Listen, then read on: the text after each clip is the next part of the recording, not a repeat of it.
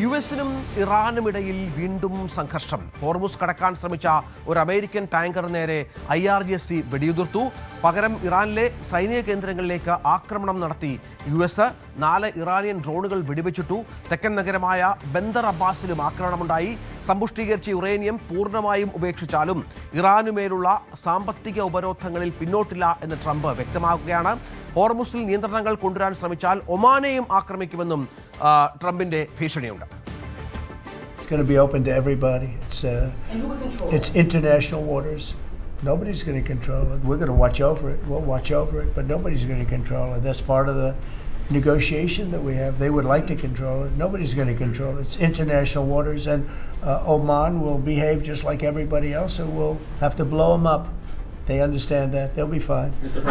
ഇപ്പോൾ ട്രംപിന്റെ വീണ്ടും ഭീഷണിയാണ്. സമാധാന ചർച്ചകൾ ഒരു ഭാഗത്ത് പുരോഗമിക്കുമ്പോഴാണ് ഇത്തരം ഭീഷണികളും നടപടികളുമായി ട്രംപ് മുന്നോട്ട് പോകുന്നത് എന്നുള്ളതാണ്. അത് ഈ സമാധാന ശ്രമങ്ങളെ എത്രത്തോളം സഹായകരമാക്കുമെന്നുള്ളതാണ് കാത്തിരുന്ന് കാണേണ്ടത്. അജയ് സുധ ബിജു ഉണ്ട്. അജയ്, കഴിഞ്ഞ ദിവസം 2 ദിവസം മുൻപ് സമാനമായ ആക്രമണം ഇറാനിൻ്റെ ഇന്നലെ നമ്മൾ ചർച്ച ചെയ്തപ്പോൾ ഹോർമുസിന് സമീപത്തുള്ള ഇറാൻ നഗരങ്ങളിൽ സംഭവിച്ചിരുന്നു. അതേ സ്ഥലത്ത് തന്നെയാണ് ഇപ്പോൾ ആക്രമണം ഉണ്ടാകുന്നത്. ഇറാനും പ്രത്യാക്രമണം നടത്തിയെന്നാണ് വിവരങ്ങൾ പുറത്തു വരുന്നത്. എന്താണ് ഇപ്പോഴത്തെ ഏറ്റവും ഒടുവിലത്തെ സാഹചര്യം? രഞ്ജിത്ത്, 2 ദിവസം മുൻപേ ആക്രമണങ്ങൾ നടന്നപ്പോൾ ഇറാന്റെ ഭാഗത്തു നിന്നുള്ള പ്രതികരണങ്ങൾ കാര്യമായിട്ടുള്ള ആക്രമണങ്ങളുടെ രൂപത്തിൽ ഉണ്ടായിരുന്നില്ല. ഇറാൻ പറഞ്ഞത് അനാവശ്യമായിട്ടുള്ള ആക്രമണം അമേരിക്ക ഇറാനിയൻ തീരത്ത് നടത്തി, ഇതിന് തക്കതായിട്ടുള്ള തിരിച്ചടി ഉണ്ടാകും എന്നുള്ള ഒരു പ്രസ്താവന ഇറക്കുക മാത്രമാണ് ചെയ്തത്.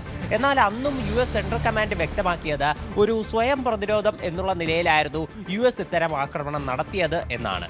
ഇന്ന് രാവിലെ നമ്മൾ വീണ്ടും സമാനമായിട്ടുള്ള രീതിയിൽ 2 ദിവസം മുൻപേ എങ്ങനെയാണോ ആക്രമണം നടന്നത് അതുപോലെ തന്നെ ഇന്ന് വീണ്ടും ആക്രമണ വാർത്ത കേൾക്കുകയാണ്.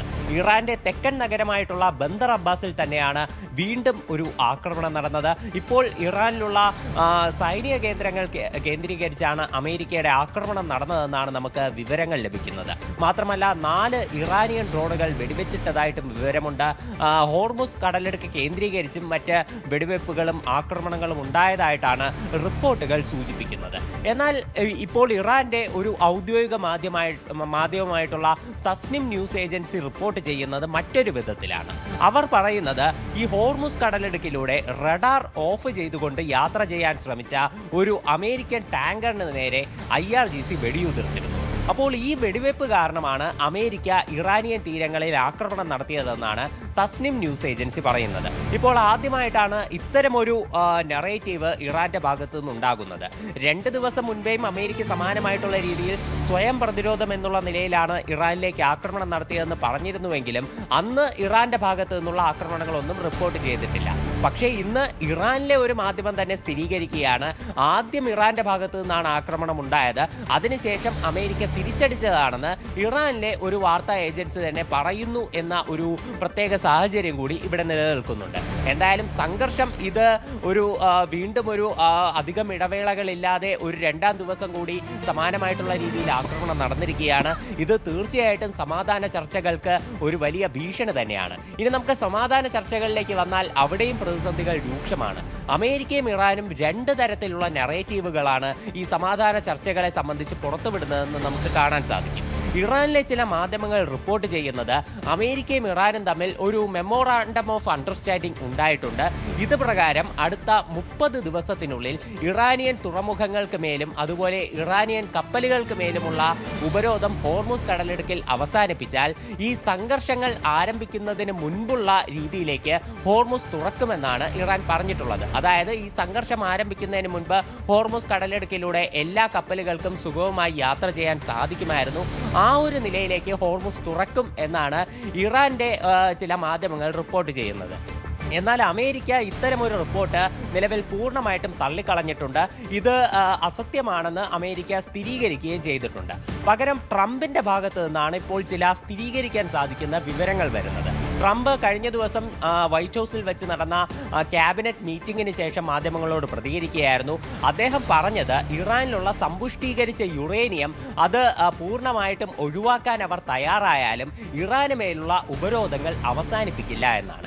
പക്ഷേ ഇതിനു മുൻപേ ട്രംപ് പറഞ്ഞിരുന്നത് ഈ ആണവ വിഷയങ്ങളിൽ ഒരു ഉടമ്പടി ഇറാൻ ഉണ്ടാക്കുകയാണെങ്കിൽ ഉപരോധങ്ങൾ പിൻവലിക്കുമെന്നാണ്. എന്നാൽ ഇപ്പോൾ ട്രംപ് തീർത്തും പറയുന്നു ഈ ഇറാൻ ഈ ആണവ വിഷയങ്ങൾ, പ്രത്യേകിച്ച് സമ്പുഷ്ടീകരിച്ച യുറേനിയത്തിന്റെ കാര്യത്തിൽ ഒരു തീരുമാനം ഉണ്ടാക്കിയാലും ഈ ഉപരോധങ്ങൾ, പ്രത്യേകിച്ച് കപ്പലുകൾക്ക് മേലുള്ള ഉപരോധമാണെങ്കിലും ഹോർമുസ് കടലിടുക്കിലെ ഉപരോധമാണെങ്കിലും മറ്റ് അന്താരാഷ്ട്ര തലത്തിലുള്ള സാമ്പത്തിക ഉപരോധങ്ങളാണെങ്കിലും പിൻവലിക്കില്ല എന്ന് തന്നെ ട്രംപ് ഇവിടെ തീർത്തും പറഞ്ഞിരിക്കുകയാണ്. ഇതും സമാധാന ചർച്ചകൾക്ക് ഒരു വലിയ ഭീഷണിയാണ്. മാത്രമല്ല ട്രംപ് പറയുന്ന മറ്റൊരു കാര്യം, ഇറാൻ എത്രയും വേഗം അമേരിക്കയുടെ വ്യവസ്ഥകൾ അംഗീകരിക്കണം, ഇല്ലെങ്കിൽ തങ്ങൾ എന്താണോ ശരിയെന്ന് വിശ്വസിക്കുന്നത് ആ രീതിയിൽ, അതായത് വേണമെങ്കിൽ ആക്രമണം നടത്തിയാണെങ്കിലും ഒരു ഡീലിലേക്ക് എത്താൻ തങ്ങൾക്ക് അറിയാം എന്നൊരു ഭീഷണി കൂടി ട്രംപ് മുഴക്കുന്നുണ്ട്. മാത്രമല്ല ട്രംപിന്റെ ഏറ്റവും പുതിയൊരു ഭീഷണി എന്ന് പറഞ്ഞാൽ ഒമാന് നേരെയാണ്. അതിന് മറ്റൊരു കാരണം കൂടിയുണ്ട്. നേരത്തെ ചില റിപ്പോർട്ടുകൾ വന്നിരുന്നു. അത് പ്രകാരം ഒമാനും ഇറാനും കൂടി സംയുക്തമായി ഹോർമുസ് കടലിടുക്ക് നിയന്ത്രിക്കും എന്നതായിരുന്നു അത്തരം റിപ്പോർട്ടുകൾ. എന്നാൽ ഇതിൽ ഒമാന്റെ ഭാഗത്ത് നിന്ന് സ്ഥിരീകരണമൊന്നും ഉണ്ടായിട്ടില്ല. ഇറാൻ മുന്നോട്ട് വയ്ക്കുന്ന ഈ ടോൾ നടപടികൾ അത് ഒമാനും കൂടി ചേർന്നായിരിക്കും നടപ്പിലാക്കുന്നത്.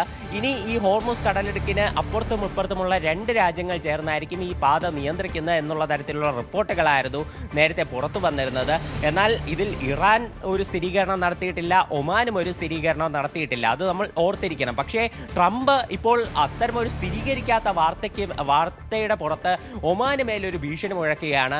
ഒമാൻ ഹോർമുസ് കടലിടുക്കിൽ എന്തെങ്കിലും തരത്തിലുള്ള നിയന്ത്രണം കൊണ്ടുവരാൻ ശ്രമിച്ചാൽ അവർക്ക് മേലും ആക്രമണം നടത്തും എന്നതാണ് ട്രംപിന്റെ ഭീഷണി. ശരി, അജയ് സുധാ ബിജുവാണ് ഇപ്പോൾ വിവരങ്ങൾ പങ്കുവച്ചുകൊണ്ടിരിക്കുന്നത്. ഏതായാലും സമാധാനം അകലെയാണ് എന്നുള്ള സൂചനകൾ തന്നെയാണ്. പ്രകോപനമായി ട്രംപ് വീണ്ടും രംഗത്ത് വരുന്ന പശ്ചാത്തലം ഈ മേഖലയിലെ സമാധാന ശ്രമങ്ങളുടെ പുരോഗതിക്ക് വലിയ വിഘാതമാകുന്നു എന്ന കാര്യത്തിൽ സംശയമില്ല.